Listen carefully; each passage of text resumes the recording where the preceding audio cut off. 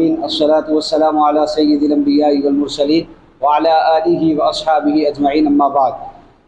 لی خمسۃ نطفی بہا حر الوباء الحاطمہ المصطفیٰ والمرتضیٰ وابناہما والفاطمہ۔ معزز و مکرم ناظرین محترم، آپ تمام کا دل کی عمیق گہرائیوں سے میں قصص الانبیاء کی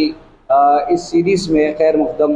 اور استقبال کرتا ہوں۔ جیسا کہ آپ تمام جانتے ہیں، گزشتہ ہم نے حضرت ہود علیہ السلام اور ان کی قوم عاد کا تذکرہ کیا اور سماعت کیا کہ اللہ تبارک و تعالیٰ نے کس طریقے سے حضرت ہود علیہ السلام کی قوم پر عذاب کو نازل فرمایا۔ حضرت ہود علیہ السلام کی قوم پر عذاب آنے کے بعد قوم عاد ختم ہوئی، پھر اس کے بعد جب کچھ جو لوگ ان میں سے بچ چکے تھے ان سے پھر اولاد بڑھتی گئی اور پھر سے قوم آباد ہوئی، اور اس قوم نے اپنا نام سمود رکھا، قوم سمود اس کو کہا گیا۔ پھر اللہ تبارک و تعالیٰ نے اس قوم کی طرف جب ان میں بت پرستی اور پھر سے خدائی کو چھوڑ کر، خدا کو چھوڑ کر پھر دوسرے بتوں کی پوجا کرنا وہ لوگوں نے شروع کیا، اللہ تبارک و تعالیٰ نے ان کی طرف حضرت صالح علیہ السلام کو بھیجا۔ حضرت صالح علیہ السلام کو اپنا پیغمبر بنا کر، اپنا نبی بنا کر ان میں اللہ تعالیٰ نے بھیجا۔ بچوں، پھر حضرت صالح بھی حضرت ہود علیہ السلام اور حضرت نوح علیہ السلام کی طرح اس قوم میں اللہ تبارک و تعالیٰ کی وحدانیت کو، اللہ تعالیٰ کے پیغام کو عام کرتے رہے اور ساری قوم کو بتاتے رہے کہ تم جن بتوں کی پوجا کر رہے ہو، جو تم پتھروں کو تراش کر ان کے اپنے ہاتھ سے بت بنا کر ان کی پوجا کر رہے ہو، اور تم جو غیر جیسے سورج گئے اور ان سب کی تم پوجا کرتے ہو، یہ تمہارے معبود نہیں گئے۔ حقیقت میں جس نے تم کو پیدا کیا، جس نے تم کو بنایا، جو تم کو رزق دیتا ہے، وہ اللہ تبارک و تعالیٰ کی ذات ہے، اس کی طرف آ جاؤ، اس کی عبادت کرو، اور وہی عبادت کے لائق ہے۔ جب حضرت صالح علیہ السلام نے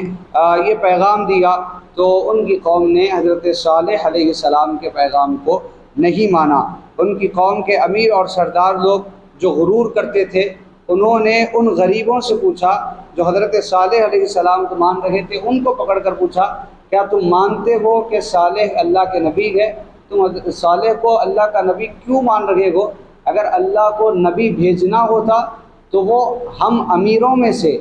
کسی کو اپنا نبی بنا کر بھیجتا، لہٰذا وہ صالح اللہ کے نبی نہیں ہے، وہ جھوٹا دعویٰ کرنے والے ہیں، الیاذ باللہ۔ اس طریقے سے وہ متکبر لوگوں نے، تکبر کرنے والے، گھمنڈ کرنے والے امیر لوگوں نے غریب لوگ جو ایمان لا رہے تھے ان کو پکڑ کر بہکانا شروع کیا۔ آخر کار حضرت صالح علیہ السلام کو انہوں نے رسوا کرنا چاہا اور بڑی پلاننگ کے ساتھ حضرت صالح علیہ السلام کے پاس سامنے آئے، آ کر کہا کہ اگر تم سچے ہو اس بات میں کہ تم اللہ کے نبی ہو اور اللہ تعالیٰ ہے جس کی عبادت کی جانی چاہیے، تو پھر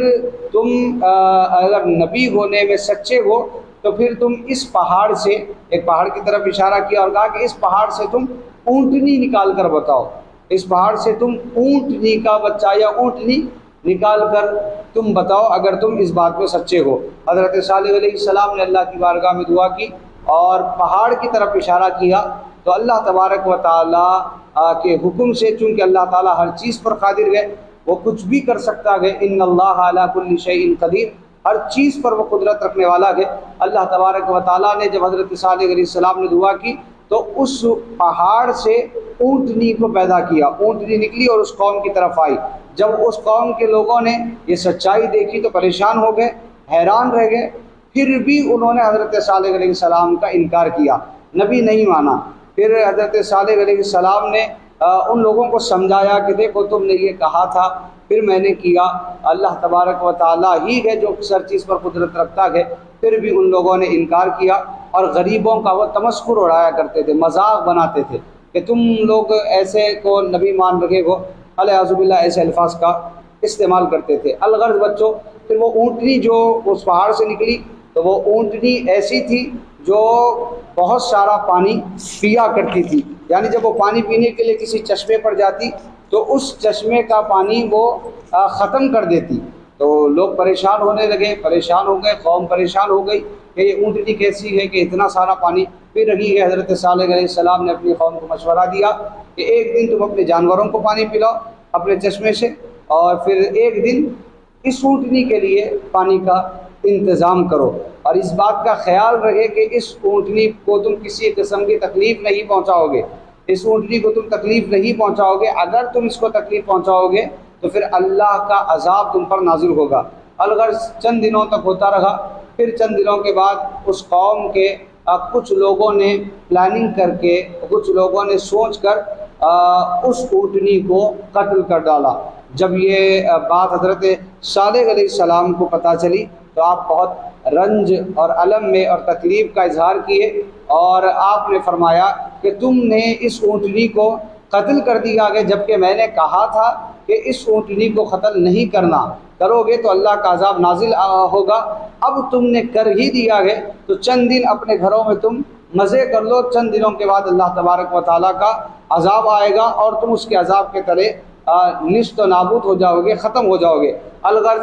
حضرت صالح علیہ السلام کے زبان سے یہ کلمات نکلے، اور اللہ تبارک و تعالیٰ نے چند دنوں کے بعد اپنا عذاب اس قوم پر، قوم سمود پر اللہ تبارک و تعالیٰ نے اپنا عذاب نازل فرمایا۔ اور وہ عذاب کیسا تھا؟ حضرت صالح علیہ السلام اور ان کے ساتھ جو ایمان لائے تھے وہ لوگوں کو بچا کر وہ لوگ بچ گئے۔ ان لوگوں کے علاوہ تمام لوگوں میں ایک ایسی آواز اور ایک ہیبت ناک اور خوفناک ایسی آواز آئی جس آواز کو سن کر یہ کفار اور یہ ساری قوم اپنے گھروں میں ہی مر گئے اور مردہ ہو گئے، ساری قوم تباہ ہو گئی۔ ایسا محسوس ہوتا تھا کہ کبھی اس زمین پر کوئی لوگ تھے بھی یا نہیں تھے۔ ایسی ایک آواز آئی جس ایک آواز نے ساری قوم کو تباہ کر دیا، ہیبت ناک خوفناک آواز سے حضرت صالح علیہ السلام کی قوم سمود تباہ اور برباد ہو گئی۔ الغرض بچوں، ہمیں معلوم یہ ہوتا ہے کہ جو انبیاء کرام اور اللہ تعالیٰ کے احکام ان پر عمل کرتے ہیں وہ لوگ اللہ تبارک و تعالیٰ کی نعمتیں پاتے ہیں، اور اللہ تبارک و تعالیٰ ان کو خوشیاں اور خوشیوں والی زندگی اور بہت آرام اور سکون عطا فرماتا ہے۔ اور جن لوگوں نے اللہ کے بھیجے ہوئے نبیوں کی خلاف ورزی کی، احکام کو نہیں مانا، اللہ تعالیٰ نے ان قوموں کا حال کیسے کیا یہ ہمارے پاس ساری مثالیں موجود ہیں۔ حضرت نوح علیہ السلام، حضرت ہود علیہ السلام، حضرت صالح علیہ السلام کا ہم نے تذکرہ سماعت کیا۔